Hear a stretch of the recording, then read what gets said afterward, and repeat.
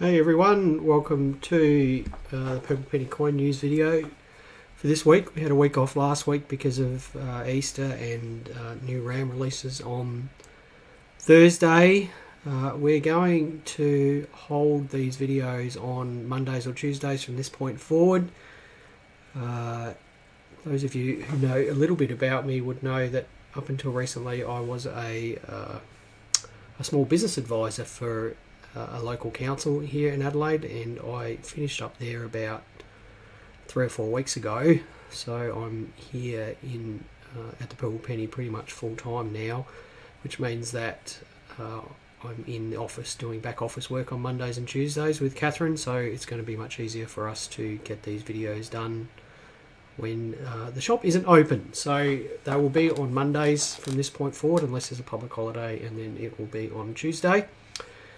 As always, we are looking for feedback on these videos and suggestions for topics and things like that. We got a good one this morning, which I'll touch on shortly.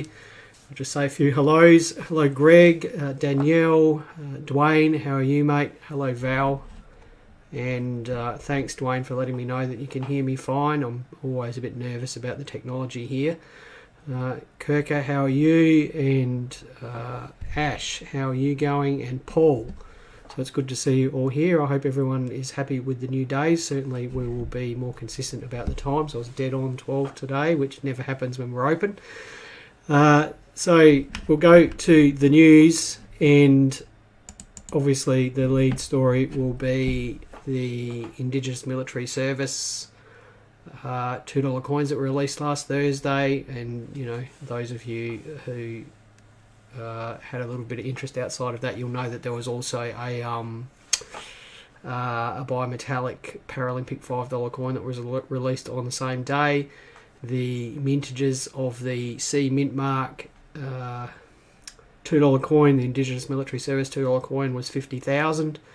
The 10,000 rolls were issued via dealers, and for whatever reason they are as hard to get as ever. We got a very small allocation, much less than what we were expecting, and certainly much less than the usual ratios that we see, which meant that we had no C Mint marks put up on the website at all, and we deliberately made an effort to hold back some rolls to put on the website. And a lucky few managed to get some of those. The whole thing was it went very smoothly for us. We've got the process sorted out now. All the packages are going out today, the ones that have been paid for. Those of you who follow us on Facebook would know Catherine was in all day on Sunday packaging those up. So that was all good, but obviously it would have been nice to have had more products so that we could have kept more people happy. We kept a little bit of stock back left for the shop on Thursday when we opened, but that was all gone within 45 minutes. It would be nice to get more, but for whatever reason the Mint didn't deem that appropriate. As always, we do welcome you to communicate directly with the Mint and ask them to support a local shop here in Adelaide so that we can support the local collector market, and we also have a good online following, and we like to support our loyal Facebook followers. So, you know, a bit of direct contact to the Mint wouldn't hurt things, I don't think. So we'll just jump to the second point there, which is the secondary market shenanigans. That's really all I can call it. I believe that the Mint allowed people to buy 25 of the C Mint Mark coins, and obviously there's a bunch of people on Facebook trying to get $25 or $30 each for those. We are almost certain there will be more supplied from the Mint. I have heard through fairly reliable sources that the 50,000 mintage, only 40,000 were made, and the other 10,000 are still coming. So don't overpay for the C Mint marks and the rolls. There were 10,000 of those, and you know, I scratch my head with with the fact that there are resellers on Facebook that have 30 or 40 of them to resell, and that's a pretty significant percentage of what we got. And these people aren't RAM resellers, so I don't know where they're getting them from. It's all a bit disappointing. Never mind. So the rolls look like they're going for about 150-ish at the moment. and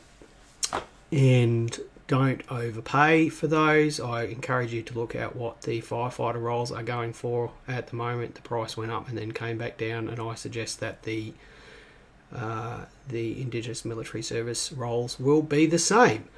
Those of you who noticed, the Mint actually did a press release on the new coin a couple of days before the launch, and it looks like they're releasing it into circulation sometime before Anzac Day, so you should be able to get some in your change over the next few months, I would have thought. And of course there'll be people on Facebook selling security bags and all that sort of guff as well.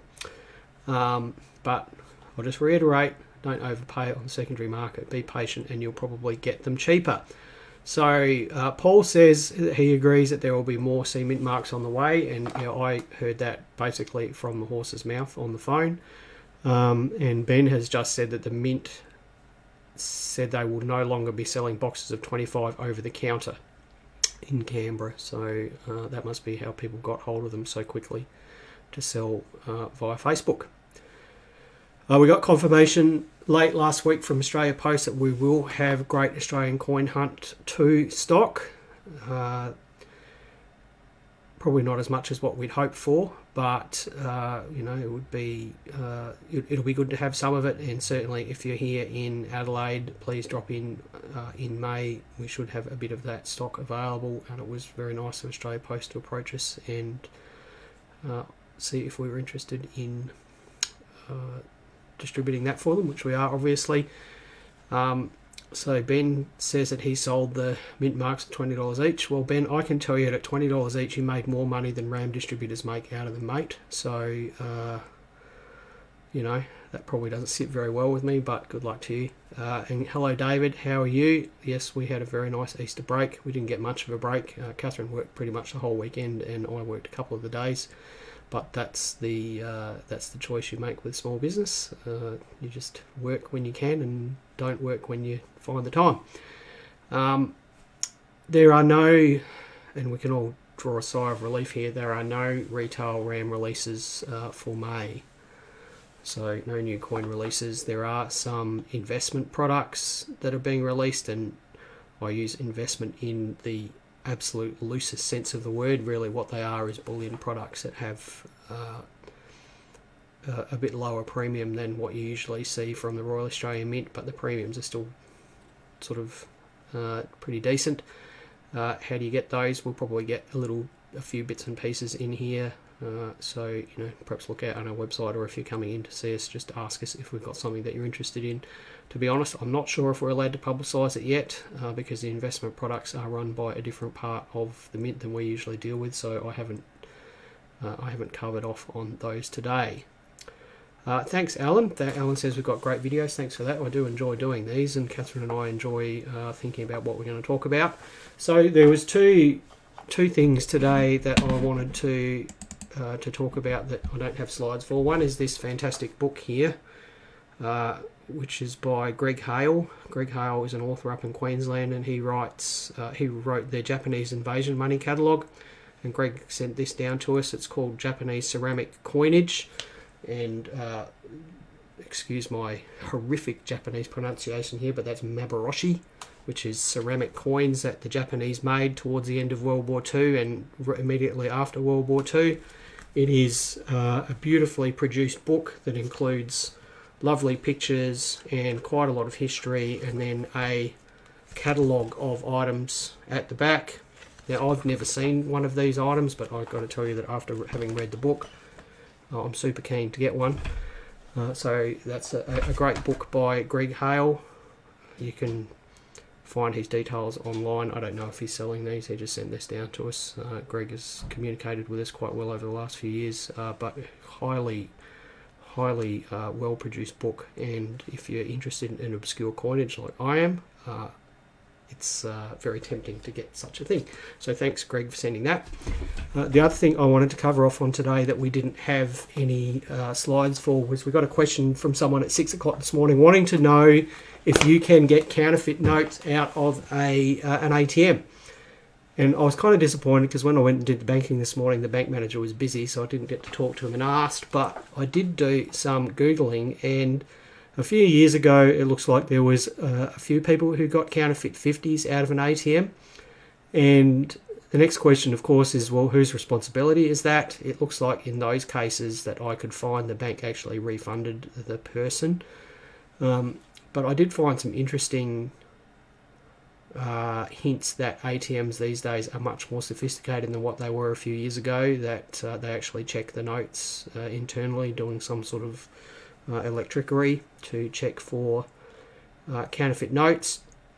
If you deposit notes through the machine and you happen to deposit some counterfeit notes unwittingly, then I gather that responsibility is yours. The bank won't refund you for those. So that's all I know about counterfeit notes and ATMs. If I get a chance, I will ask my bank manager more when I see him next time. But thank you to, I think it was Val who sent through that question. I think Val was actually here.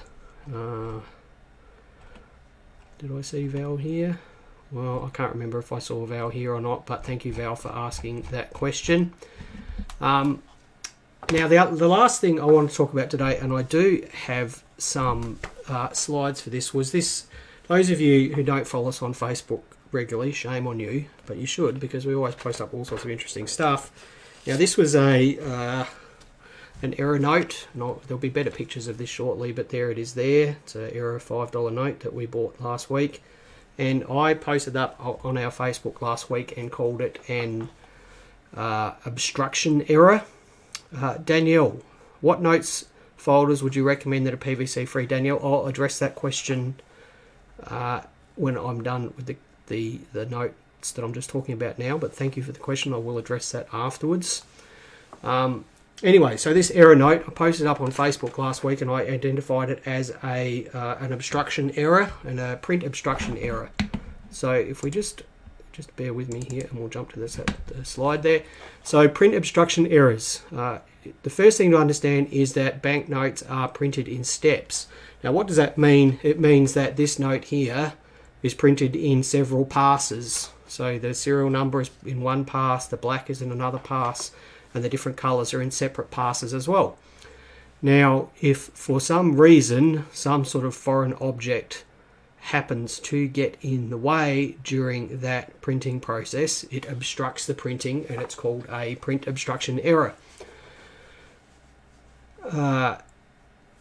The print obstruction errors that are worth the most money are the ones that still have the obstruction in place. And again, if you follow us on Facebook, you would probably have seen me share this picture a few months ago. This is the Del Monte $20 note.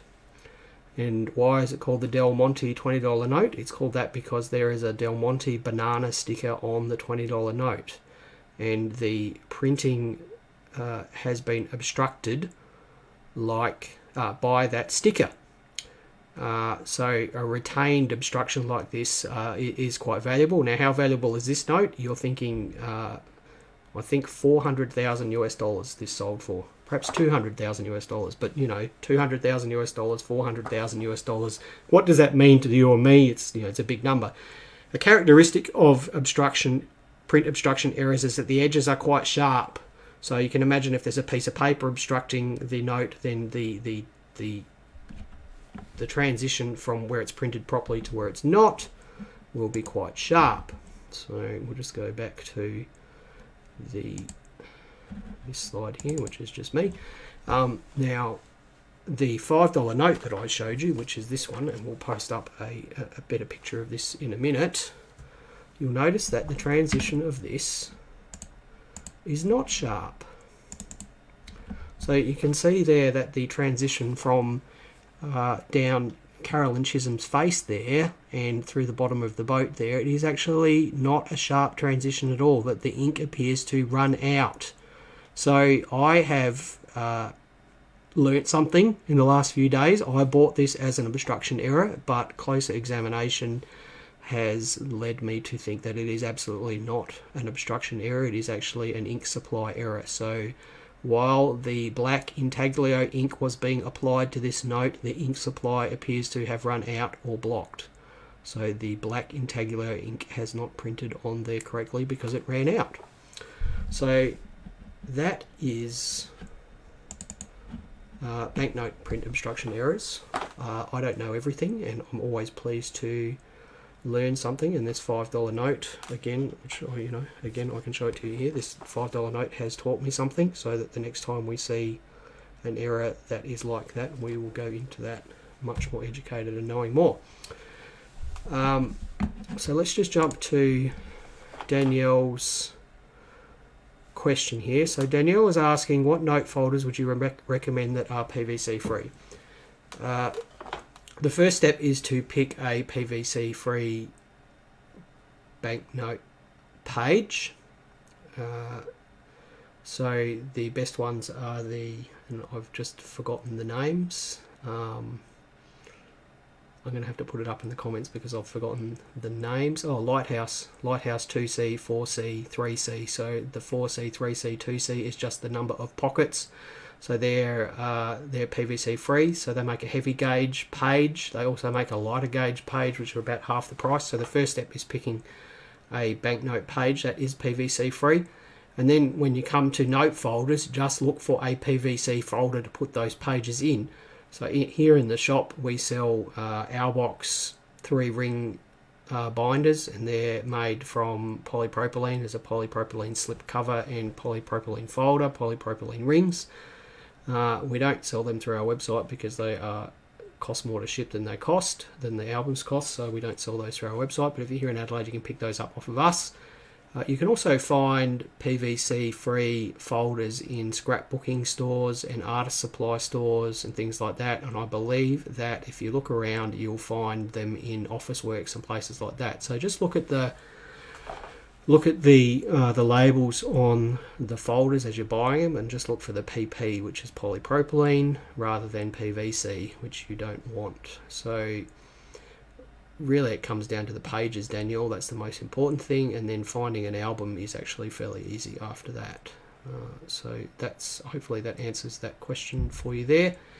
And I should just thank Scott Alex, who has provided some clarification around the ATMs that have counterfeit detection in them, and this is what I'd read as well, that ATMs marked as smart ATMs are supposed to have tech which detects counterfeit notes. And for those of you who have joined in a bit later, we had a question about whether you can get counterfeit notes out of an ATM, and it turns out there's a lot of technology here in Australia that should stop that from happening. So Mick says, I've seen a note the other day that ripped in half in the printing process and was stuck together with tape, and the serial number was printed over the tape. Now that is quite remarkable, Mick. I'd love to see a picture of that. It's hard to believe that managed to get through the printing process. So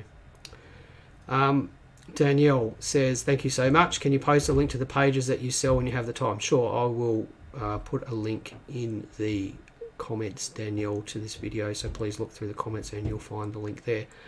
Now, we've been going for 20 minutes, which is my usual time, so if anyone has any questions, I'll give you 30 seconds to get those in now. If not, we will wind up, and we will be back next Monday at 12 p.m. Adelaide time. If anyone has any questions or topics that they'd like covered, please give us a call, send us a text message, send an email, send a Facebook message, send up a smoke signal, whatever you choose, just let us know. We're happy to talk about anything. It's always good fun. Hopefully, I do remember one thing. Australian Coin and Banknote magazine. This is the only coin and banknote magazine that is available here in Australia. It's at most newsagents. Please do purchase a copy. We know the editor very well, John Mulhall. Please support the hard work that he does. He does most of this by himself. You can purchase a subscription online, and as an added bonus, you see that picture there of the 2-cent piece. Catherine and I have for the last year written an article for the magazine. There's always an error coin article in there that we wrote and that we write. We actually wrote a few more over the weekend, so please support John Mulhall, who produces this fabulous magazine, and purchase a copy or get a subscription. It's a good read.